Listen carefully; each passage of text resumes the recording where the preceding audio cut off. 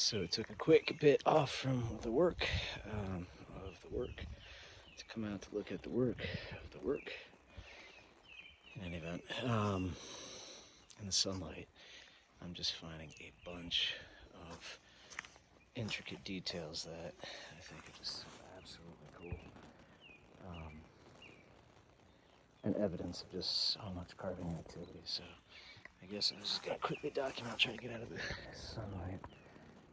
This is where a root grew in and separated this piece from, I think, what was sort of a back wall position, capping that, similar to those caps, mounds and undulations, and some of those pieces on top of that one that I find in these little wells and pockets. So I'm trying to leave everything in a near proximity of what is being uncovered.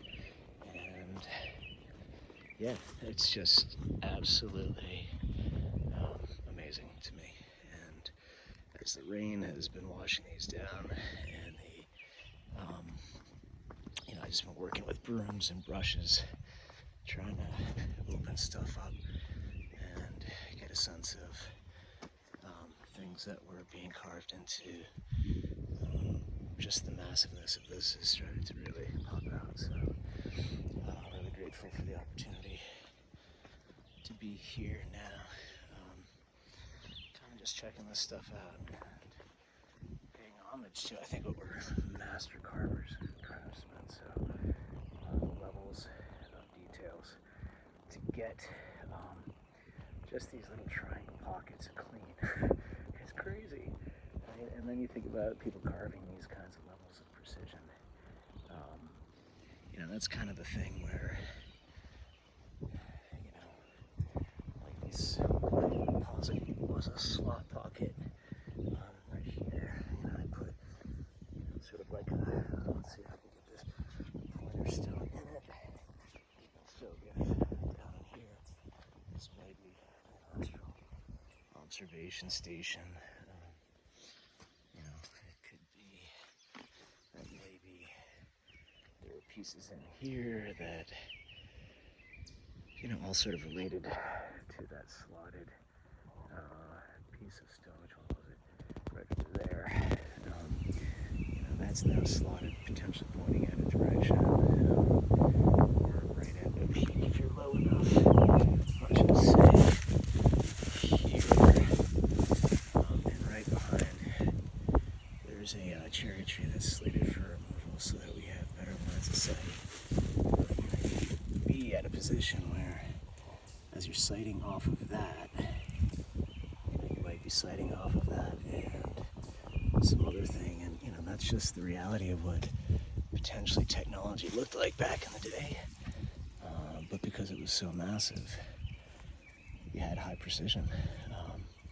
I don't know, maybe not, but that's kind of what I'm finding here so far as we're exposing stoneworks. Last night was kind of a little bit late in the evening, and I was just completely, every day it's just like another what the F, just moment of like, how massive is this? And until you start pulling the duff and recognizing that there are just so many particularly triangular shaped details into this particular effigy that matches all these other UNESCO world sites, and as far as being 1,400 feet long. And then you start to think about, well, what are these triangles really for? Is it just because they want to make the concept of triangulation known?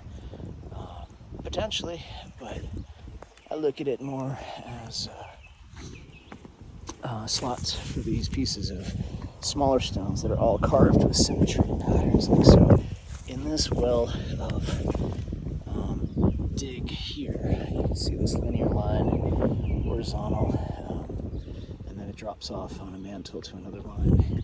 And then you have all this curved stuff up here, so it's not nature, clearly. But these little slot pieces and top pieces, and that might have been a, past wave of archaeoastronomers and folks that may have used it, just abandoned pieces in these pockets, or carefully left for subsequent restoration efforts, but it's really hard to deny that this stuff is anywhere less than on par with what we see in Cusco, Peru, and you know, many of these high-end sites have what I would call multi-dimensional carvings of megalithic proportions. You know, we have a couple of dolmen stones. I think this was a site a little bit smaller than the one on the north mound that direction, but nonetheless, it is real. And I think one of those things where it's just kind of fun to see what's going on here as it gets uncovered.